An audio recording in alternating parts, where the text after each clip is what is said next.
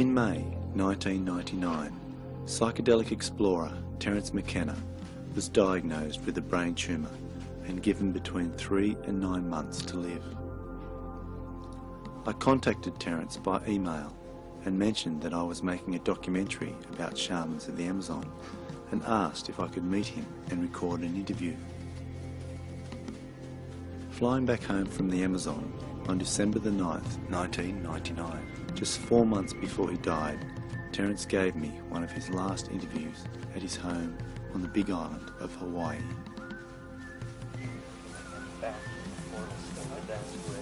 It's too bad we don't have more time.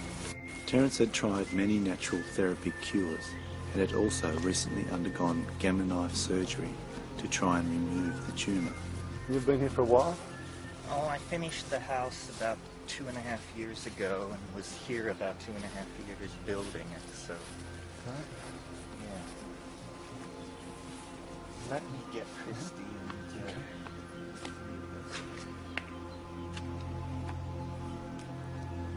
and... Everyone was hoping for a miracle.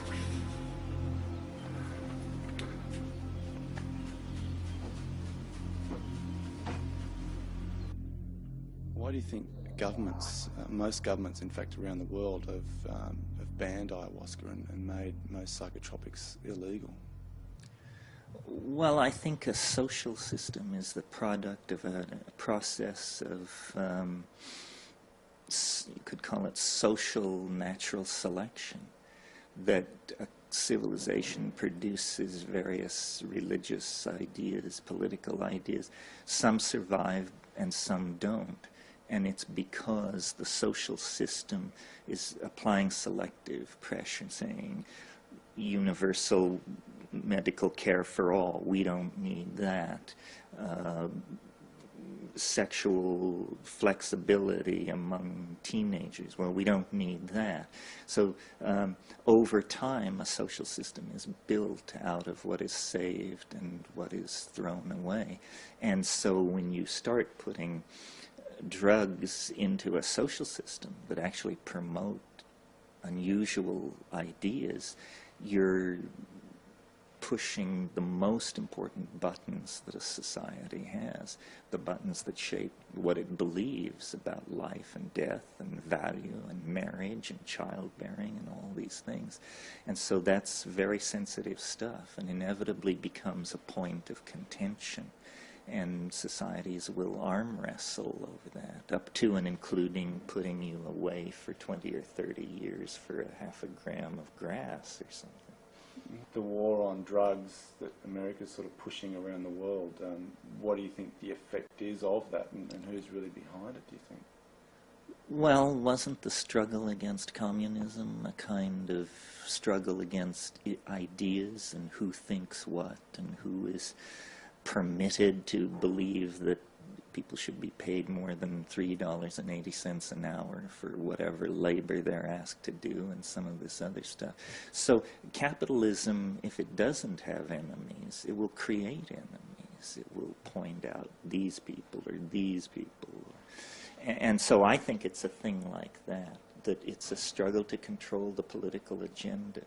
And I'm not a Marxist, I don't have much patience with that, but I do think how Marxism has talked about the value of work and worth and the productivity of the masses and all that rhetoric carries right over into the so-called war on drugs, which is really a war against other people's values. It's a continuation of you know, the Holocaust and cultural genocide and all the other efforts made by the phenomenal success of capitalism to shove its agenda down other people's throats. What do you feel about the fact that people could be put in jail for 12 years for drinking this stuff? Well, it's a disturbing tendency. I mean, it means that at least the U.S. government has made a decision somewhere to push hard against this, which is always the first strategy. The first strategy is push hard against some trivial thing, cannabis or LSD or something like that. And then once defeated in that strategy. Then there is usually a period of negotiated, an effort to create some kind of negotiated settlement, and then once that fails, there's usually a squaring off, and the issue is minimalized and translated into something trivial, and we move on to the next great social issue. Crazy. It's crazy. What do you feel about the synthetic DMT and ayahuasca now being available? You know, do you think that the magic is lost when it's synthesized, and there's no real ritual aspect to the taking of ayahuasca? Well, it's not so much that the ritual is lost as that the people who are doing the making and the taking and the shaking may not really understand what they're getting into. A drug like synthetic ayahuasca, pharmahuasca, do people realize this is the same thing as has been taken for thousands of years down there? Do they realize its role in shamanic healing and all this? It's just one more example of how everything is desacralized and corrupted, because, you know, first ayahuasca has never been heard of, and the next thing you know, everybody wants it because it's all anybody's talking about. So it goes from this mystery to being a kind of a fad or a rage, and then it becomes an income source. And once it becomes an income source, it's a commodity like journalism, sex, aluminum, whatever is being peddled on the open market. I would prefer to see ayahuasca remain at the status, let's say, of peyote, in the, you know, where the native peoples who are into it sort of keep the faith, understand how to make it, and talk about it. And when there's a question as to what it all means, then you go back to those native people and listen to their myth and all that. Mm. There is data to show that ayahuasca is medically effective against malaria and intestinal parasites and things like that. So really, it's a basic part of this native medical system. And if instead of trying to put everybody in prison, we actually try to do research on this stuff and find out how it works and how it affects various conditions, we would probably extract its benefit much more quickly. Mm-hmm. Yeah.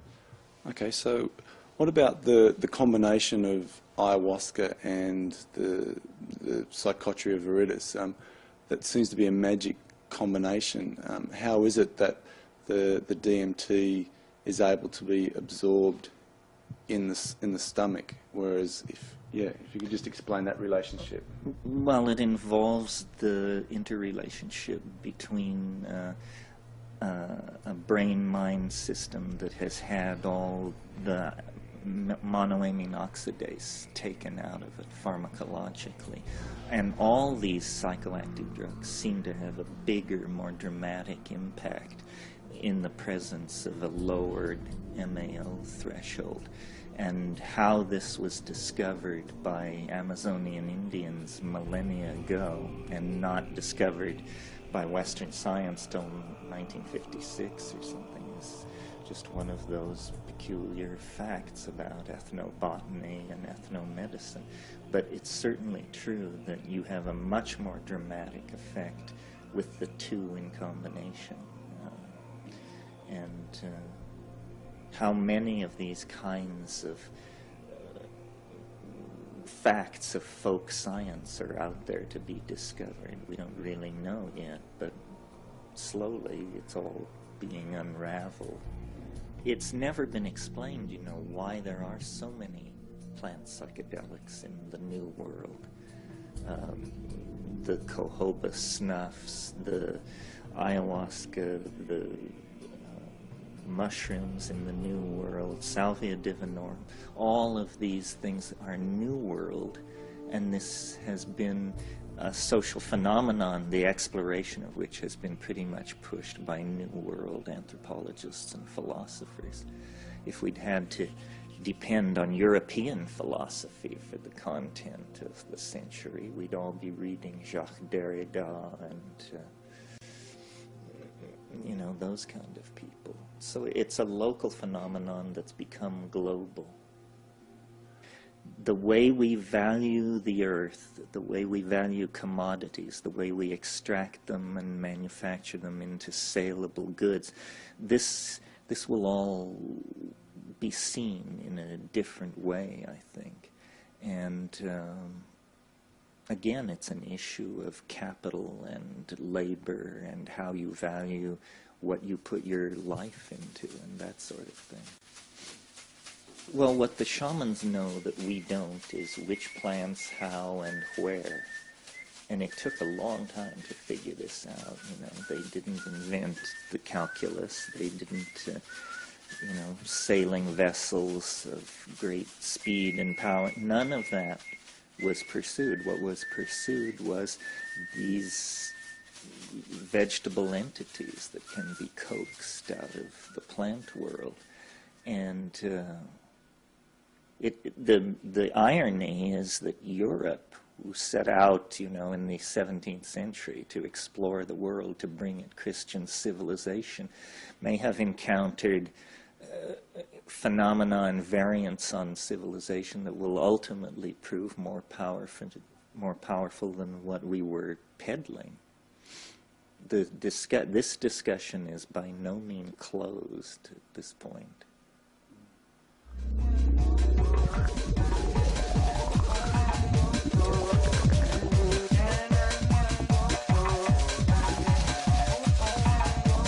I thought I knew a lot about psychedelics before I encountered DMT, and it showed me that I knew virtually nothing.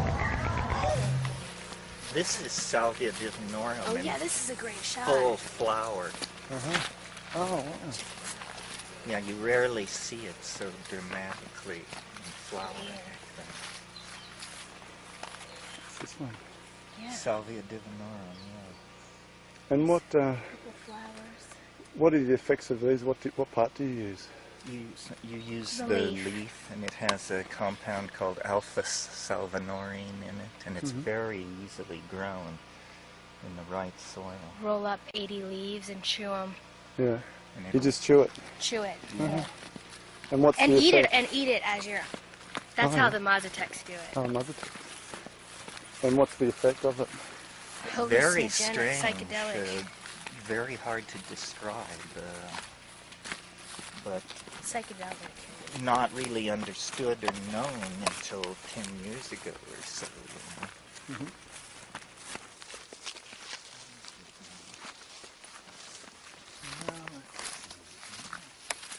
See the salvia all through here. Uh-huh.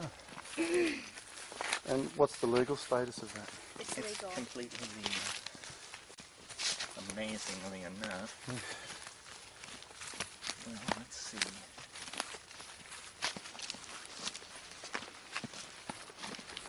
This is ayahuasca. That's why it was called Banisteriopsis, because the leaves are opposed to each other like the rungs of a ladder. And it winds up into this. I've got some pieces back at the house. Oh yeah, you can show. Now here, this vine going up so high, Oh, yeah. that's ayahuasca.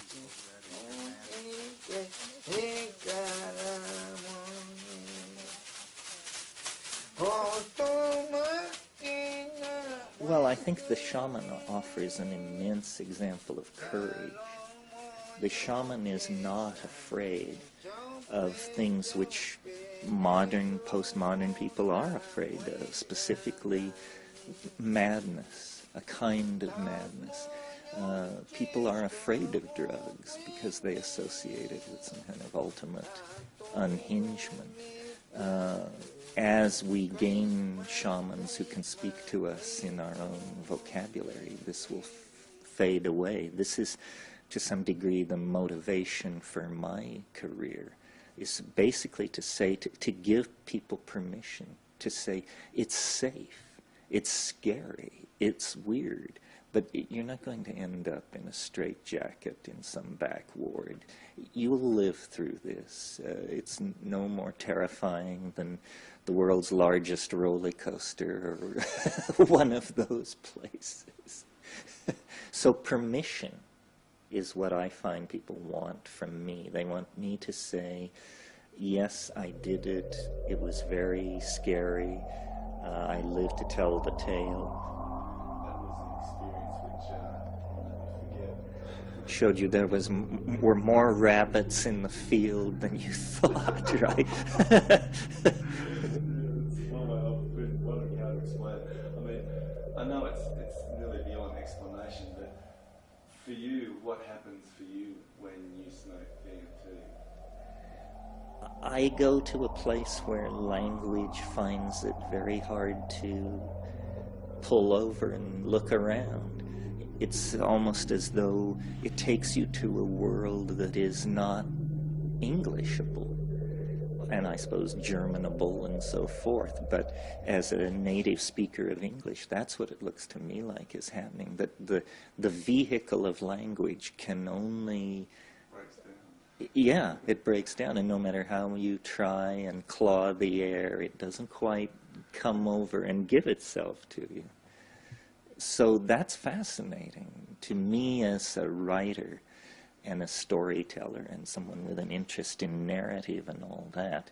The idea that there would be realities that you couldn't wrap a description around is fascinating, and it grows more fascinating as life moves along. It seems like a miracle, you know, an absolute miracle of some strange sort in the area of cognitive construction is taking place.